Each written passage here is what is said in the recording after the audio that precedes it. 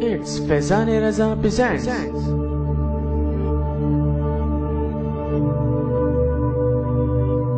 سیدہ عائشہ صدیقہ رضی اللہ تعالی عنہا سے یہ حدیث روایت کی گئی ہے کہ ایک عورت نے آ کے عرض کی کہ کیا ہم میں سے کسی ایک کے لیے یہ کافی ہے کہ جب وہ حیض سے پاک ہو جائے تو وہ نمازیں پڑھے، یعنی پچھلی نمازوں کو دہرائے، قضا کرے؟ سیدہ عائشہ صدیقہ رضی اللہ تعالی عنہ نے فرمایا کہ کیا تم حروریہ ہو؟ ہمیں نبی کریم صلی اللہ علیہ وسلم کے ساتھ حیض آتا تھا تو آپ ہمیں نماز پڑھنے کا حکم نہیں دیتے تھے۔ تو آپ کو بتایا تھا یہ حرورہ ایک مقام تھا جہاں پر خوارج وغیرہ تھے، کچھ بد مذہب تھے جو اسلام کی بنیادی تعلیمات سے انحراف کر بیٹھے تھے، ان میں جو عورتیں تھیں انہیں حروریہ کہا جاتا تھا۔ تو اس عورت اور ان کا مذہب یہی تھا، یعنی ان کا وہ اس مسئلے پر عمل کرتے تھے کہ اگر کوئی حالت حیض میں کسی عورت کی نماز قضا ہو جاتی ہے تو بعد میں وہ ان نمازوں کو پڑھے گی۔ اس لیے سیدہ عائشہ صدیقہ رضی اللہ تعالی عنہا سے جب اس عورت نے کویسچن کیا تو آپ نے یہ دریافت فرمایا کیا تم حروریہ ہو یا خوارج میں سے تو نہیں ہو گئی ہو؟ اس سے یہ معلوم ہوا کہ دیکھیں ہر دور میں کچھ لوگ ایسے پیدا ہوتے رہے ہیں جو اسلام سے ہٹ کر اپنے کچھ نظریات بناتے رہے ہیں۔ یہ آج کل ہمارے جیسے بھائی بہن کہتے ہیں یار آج کل جی اتنے سارے فرقے ہو گئے ہیں، پتہ نہیں یہ لوگوں کو کیا ہو گیا ہے، نئے نئے فرقے جنم لے رہے ہیں تو ان کو ایسا نہیں کرنا چاہیے۔ تو بالکل آپ صحیح کہہ رہے ہیں کہ اسلام سے ہٹ کر، سیدھے راستے سے ہٹ کر اپنا ایک نظریہ بنا لینا اور اس نظریے کو چاہے وہ اسلام کی بنیادی تعلیمات سے ٹکرا رہا ہو اسے عین اسلام قرار دے کر چمٹ جانا، یہ کوئی نئی بات نہیں ہے، بلکہ یہ تو زمانے نبی صلی اللہ علیہ وسلم کے بعد سے اس کا آغاز گویا کہ ہو گیا ہے۔ سیدہ عائشہ صدیقہ رضی اللہ تعالی عنہ خود یہ ارشاد فرما رہی ہیں۔ تو جیسے کہ سرکار کا جیسی وصال ہوا تھا تو مسیلمہ کذاب نے دعوی نبوت کیا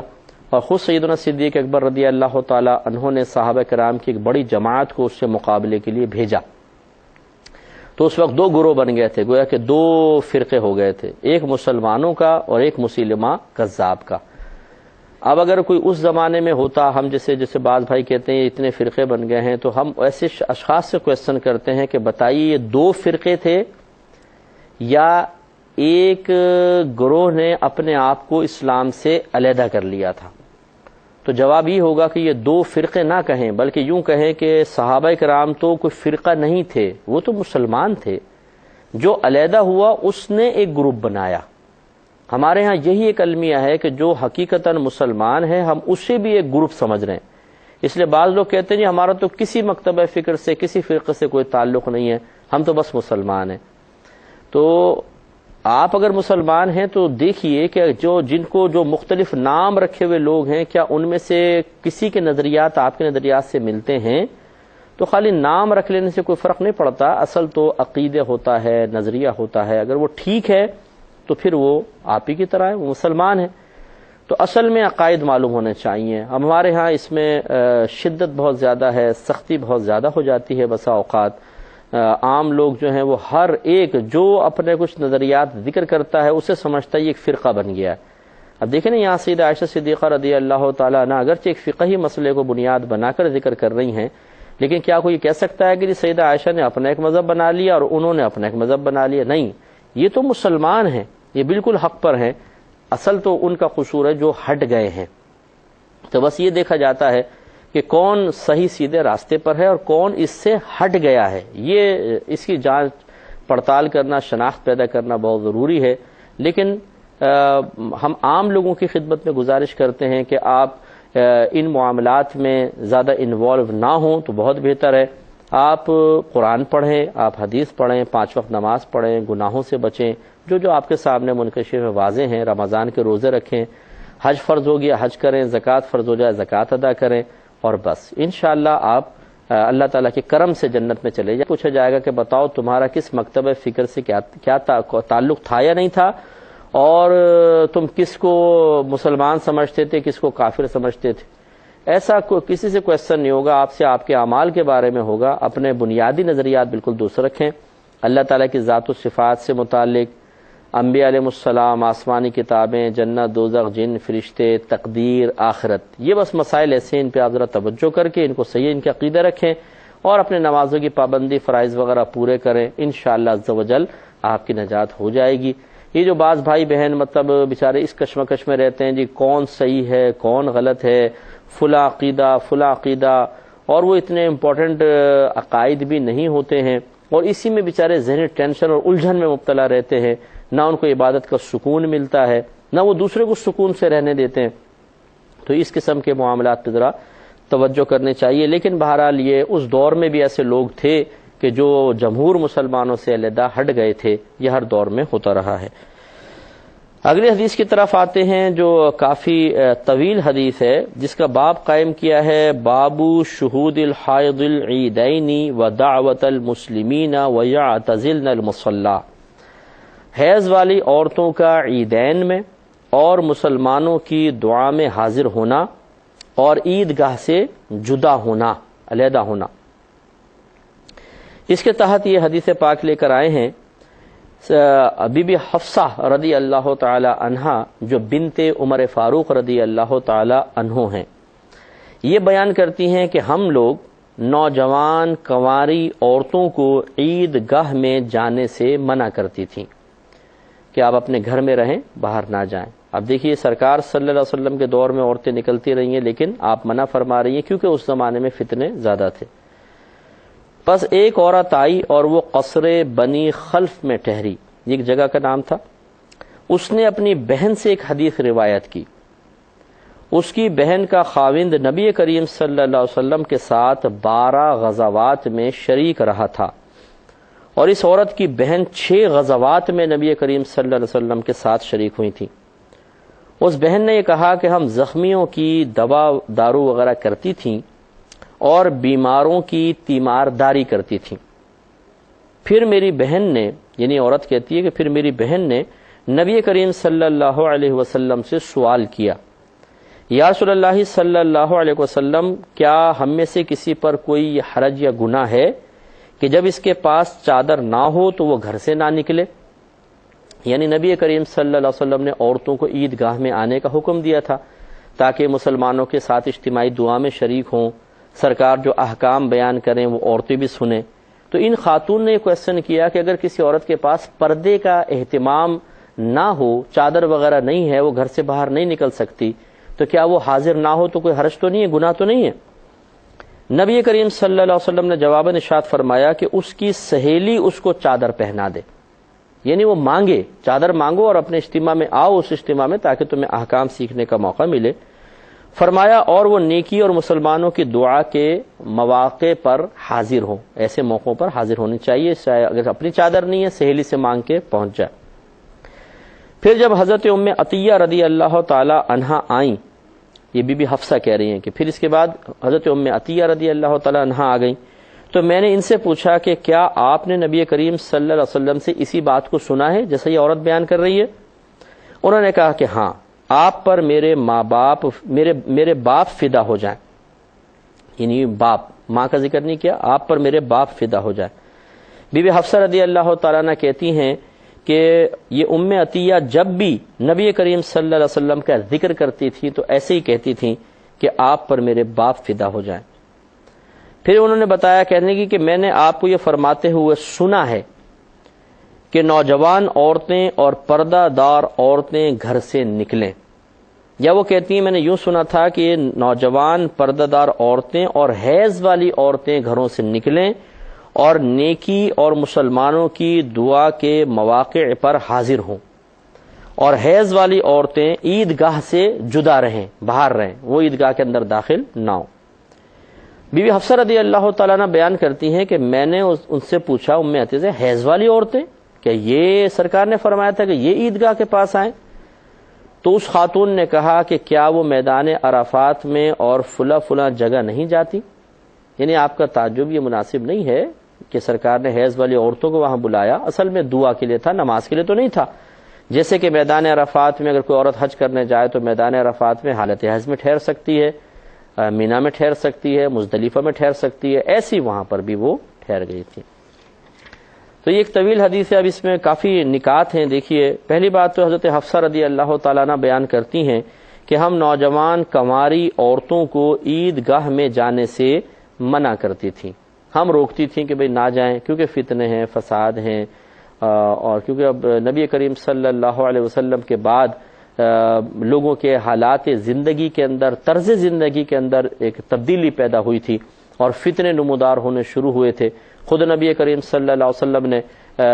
کئی دفعہ اپنی زندگی میں ارشاد فرمایا کہ میں فتنوں کو آسمان سے اترتے ہوئے دیکھ رہا ہوں، بارش کے قطروں کی مثل فتنوں کو آسمان سے اترتے ہوئے دیکھ رہا ہوں۔ یہ سرکار کو پہلے بتا دیا گیا تھا کہ آپ کے وصال کے بعد پے در پہ فتنے نمودار ہوتے رہیں گے۔ لہٰذا بی بی حفصہ رضی اللہ تعالیٰ عنہ کہتی ہیں کہ ہم نے اسی لیے نوجوان کنواری عورتوں کو گھر سے باہر نکلنے سے منع فرمایا تھا۔ اس کا مطلب ہے کہ اس دور میں جب کہ پرفتن دور تھا، بچیوں کو گھر سے باہر نکلنا منع کیا گیا تھا، تو آج کے دور میں بلا ضرورت خاص طور پر بچیوں کو باہر نکلنے سے روکنا چاہیے۔ پھر وہ کہتی ہیں کہ پھر ایک عورت آئی اور وہ قصر بنی خلف میں ٹھہری، اس نے اپنی بہن سے ایک حدیث روایت کی کہ اس کی بہن کا خاوند نبی کریم صلی اللہ علیہ وسلم کے ساتھ 12 غزوات میں شریک رہا تھا اور اس کی بہن 6 غزوات میں شریک ہوئی تھی، اور اس نے یہ روایت بیان کی کہ ہم زخمیوں کی دوا وغیرہ کرتی تھیں اور بیماروں کی تیمار داری کرتی تھیں۔ اس سے یہ مسئلہ معلوم ہوا کہ خود نبی کریم صلی اللہ علیہ وسلم عورتوں کو غزوات میں ساتھ لے کر گئے ہیں، اور یہ وہاں پر ہوتا تھا کہ جب مردوں کی کمی ہوتی تھی، یعنی تیمار داری کے سلسلے میں اگر مرد مشغول ہوتے تو پھر کفار سے جہاد کون کرتا، تو نبی کریم خواتین کو باقاعدہ لے کر گئے ہیں اور بقدر ضرورت انہوں نے پھر بیماروں کی تیمار داری بھی کی ہے اور مرہم پٹی وغیرہ بھی کی ہے۔ اس سے معلوم ہوا کہ ذرا مسئلہ دیکھیں، غور سے سنیے گا، کہ معلوم یہ ہوا کہ یہ عورتیں تھیں، لازم بات ہے کہ جب غزوہ ہوتا ہے اس میں زخمی ہوتے ہیں، زخمی ان کے پاس لائے جاتے تھے، تو ایسا تو نہیں ہے کہ جس عورت کا اگر محرم گرا ہے تو محرم اس کے پاس آئے گا، نامحرم نہیں، بلکہ نامحرم بھی لائے جاتے تھے، وہ تو جو بھی زخمی ہو رہا ہے فوراً لائیں، اور یہ مرہم پٹی کیا کرتی تھی۔ لہذا معلوم یہ ہوا کہ بوقت ضرورت اگر مردوں کی کمی ہے تو عورت مردوں کی بھی مرہم پٹی کر سکتی ہے، مریض اگر مرد ہے تو اس کی تیمارداری کر سکتی ہے۔ اس سے نرسنگ کا جواز ثابت ہوتا ہے کہ ہمارے جیسے آج کل ہر ہاسپٹل کے اندر مرد حضرات موجود نہیں ہوتے ہیں، خصوصاً باہر کے ملکوں میں آپ دیکھ لیجئے جہاں پہ اتنی مطلب وہاں تو کوئی پردے کا تصور ہی نہیں ہے اور ہر جگہ مرد موجود نہیں ہوتے ہیں، لہٰذا وہاں پر اگر کوئی بہن اس طرح کی جاب کرتی ہیں کہ ضرورت ہے، مرد موجود نہیں ہیں، مریض ہیں، بیمار ہیں، زخمی لوگ ہیں اور ان کی تیمارداری کرنی ہے، تو وہ احتیاط کے ساتھ یہ پیشہ اختیار کر سکتی ہیں کہ جہاں ضرورت ہو وہاں پر عورت نامحرم کے لیے بھی تیمارداری وغیرہ کا اہتمام کر سکتی ہے، اور یہاں اجازت خود نبی کریم صلی اللہ علیہ وسلم نے دی تھی۔ لہذا جب وہ تمام علتیں، اسباب یہاں پر بھی جمع ہو جائیں گے تو حکم جواز ہوگا۔ یہ کہتی ہیں پھر میری بہن نے نبی کریم صلی اللہ علیہ وسلم سے سوال کیا کہ کیا ہم میں سے کسی پر کوئی گناہ ہے کہ جب اس کے پاس چادر نہ ہو تو وہ گھر سے نہ نکلے؟ تو سرکار نے فرمایا کہ اس کی سہیلی اس کو چادر پہنا دے، لیکن آؤ جہاں مسلمانوں کی دعائیں ہو رہی ہیں، جہاں مسلمانوں کی نمازیں وغیرہ اجتماع ہے، وہاں پہ شریک ہونا چاہیے۔ اس سے معلوم ہوا کہ صحابیات پردے کا اہتمام کرتی تھیں، بغیر چادر کے گھر سے باہر نہیں نکلتی تھیں، اور سرکار نے چادر کا لفظ استعمال کیا ہے۔ معلوم یہ ہوا کہ یہ جلباب کا لفظ ہے، جلباب چادر، بڑی چادروں کہتے ہیں، ایسی بڑی چادر جو پورے بدن کو ڈھانپ لے۔ معلوم ہوا کہ برقع پہننا ہی کوئی فرض یا واجب نہیں ہے۔ اگر کوئی بہن ایک موٹی چادر بڑی لے لیتی ہیں اور اس طرح منہ کو بھی اس طرح کر لیتی ہیں، جیسے بعض خواتین گاؤں کے اندر خاص طور پہ ہم نے دیکھا کہ یوں پورا اپنے آگے کر لی چادر، اس طرح صرف آنکھیں نظر آ رہی ہیں، پورا بدن چادر سے ڈھکا ہوا ہے، تو اب اگر وہ برقع نہیں بھی پہنتی کوئی حرج نہیں ہے۔ اصل ہے پردہ، برقع اصل نہیں ہے، اصل ہے پردہ۔ اگر وہ موٹی چادر سے بھی ہو رہا ہے تو ٹھیک ہے، ہاں اگر موٹی چادر سنبھالنا مشکل ہوتا ہے جیسے ہوا کے اندر اڑ رہی ہے تو پھر برقع بھی استعمال کر سکتی ہیں، لیکن اصل پردہ ہے، برقع نہیں ہے۔ لہذا کوئی کہے کہ جی میں اور کوئی بہن موٹی چادر استعمال کر کے پورا اپنا بدن ڈھانپ لیتی ہیں اور کوئی یہ کہے کہ جی آپ تو پردہ نہیں کرتی ہیں کیونکہ آپ نے برقع نہیں پہنا ہوا، یہ غلط ہے۔ اصل ہے پردہ کرنا، پورے بدن کو ڈھانپنا، چھپانا، تاکہ بدن کے اوپر کسی کی نگاہ نہ پڑے۔ وہ برقعے سے ہو تب بھی ٹھیک، موٹی چادر سے ہو تب بھی ٹھیک، لیکن چونکہ آج کل ہمارے یہاں پہ عرف میں خاص طور پر برقعے کا رواج ہو گیا، اس لیے ہم سمجھتے ہیں شاید پردے کا تعلق برقعے کے ساتھ ہی ہے۔ برقع پہنیں گی تو باپردہ کہلائیں گی، برقع نہیں ہے تو بے پردہ کہلائیں گی، حالانکہ ایسا نہیں ہے۔ اصل ہے موٹی چادر، جیسے یہاں سرکار نے اجازت مرحمت فرمائی تھی۔ تو اس لیے اگر کوئی بہن موٹی چادر استعمال کرتی ہیں اور پورا بدن ڈھک جاتا ہے تو ان کو با پردہ ہی کہا جائے گا۔ تو سرکار نے ارشاد فرمایا کہ اس کی سہیلی اس کو چادر پہنا دے اور وہ نیکی اور مسلمانوں کی دعا کے مواقع پر حاضر ہو۔ حضرت حفصہ رضی اللہ تعالیٰ عنہ فرماتی ہے پھر ام عطیہ آئیں تو میں نے تصدیق کے لیے کہا کہ یہ جسے کہہ رہی ہیں صحیح ہیں؟ انہوں نے کہا کہ ہاں۔ سرکار پہ میرے والد صاحب فدا ہو جائیں، نوجوان عورتیں اور پردہ دار عورتیں گھر سے نکلیں، یہ سرکار نے بیان فرمایا تھا۔ یہ سرکار نے یوں کہا تھا کہ نوجوان پردہ دار عورتیں اور حیض والی عورتیں گھر سے نکلیں اور نیکی اور مسلمانوں کی دعا کے مواقع پر حاضر ہوں۔ ہاں، حیض والی عیدگاہ سے ذرا جدا بیٹھے۔ اس سے معلوم ہوا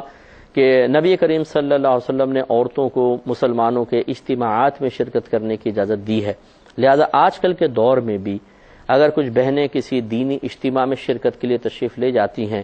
محرم کے ساتھ جائیں، با پردہ طریقے سے جائیں، وہاں جانا اللہ تعالیٰ کی رضا کے لیے ہی ہو، راستہ پر امن ہو، پر فتنہ کا اندیشہ نہ ہو، اور اجتماع میں بیٹھ کر وہ دین وغیرہ سیکھنا ہی مقصود ہو، اور جیسی اجتماع ختم ہو پھر اپنے گھر واپس آ جاتی ہیں، تو اس میں شرعاً کوئی حرج نہیں ہے۔ بلکہ میں کہتا ہوں آج کل کے دور میں اگر ایسے اجتماعات ہو رہے ہیں، کہیں پہ درس قرآن ہوتا ہے، تو بہنوں کو جانا چاہیے اور گھر والوں کو اجازت دے دینی چاہیے، کیونکہ ہماری بہنیں ہر جگہ گھوم رہی ہیں، شادی میں جا رہی ہیں، بیاہوں میں جاتی ہیں، مارکیٹ میں جا رہی ہیں، خریداری کے لیے جا رہی ہیں، رشتہ داروں سے ملنے جا رہی ہیں، تو پھر دینی اجتماعات میں جانے میں کیا پرابلم ہے؟ تو یہاں پر بھی اجازت دینی چاہیے، لیکن ان قیودات اور شرائط کے ساتھ۔ پھر ایک دفعہ دہرا دیتا ہوں، اگر ایک غیر شادی شدہ بچی ہے تو ماں باپ سے اجازت کے ساتھ جائے، شادی شدہ خاتون ہیں تو شوہر سے اجازت لینا لازم ہے۔ جب گھر سے باہر نکلیں باپردہ طریقے سے نکلیں، اور محرم ساتھ ہو بہت اچھی بات ہے، یا کم از کم اتنی عورتیں ہوں کہ کوئی فتنہ ان تک نہ پہنچ سکے۔ اکیلی عورت ہوتی ہے فتنہ پہنچ سکتا ہے، 3 4 5 عورتیں ہوتی ہیں تو پھر فتنہ عموماً ان کے قریب نہیں آتا ہے، تو اس لیے 3 4 امینہ عورتیں، نیک پاک باز عورتیں اگر ساتھ جائیں، یا بعض اوقات بسوں کے اندر جیسے جاتے ہیں تو کافی ساری خواتین ہوتی ہیں، تو اس میں کوئی مسئلہ نہیں ہے۔ راستہ پرفتن نہیں ہونا چاہیے، تو راستہ اگر پر امن ہے، کوئی فتنہ وغیرہ نہیں ہے، تو پھر جانے میں کوئی حرج بھی نہیں ہے، اور مخصوص صرف اللہ تعالیٰ کی رضا ہونی چاہیے۔ یہ نہیں کہ وہ فون کرے کہ کہاں ہو تم، وہ میں اجتماع میں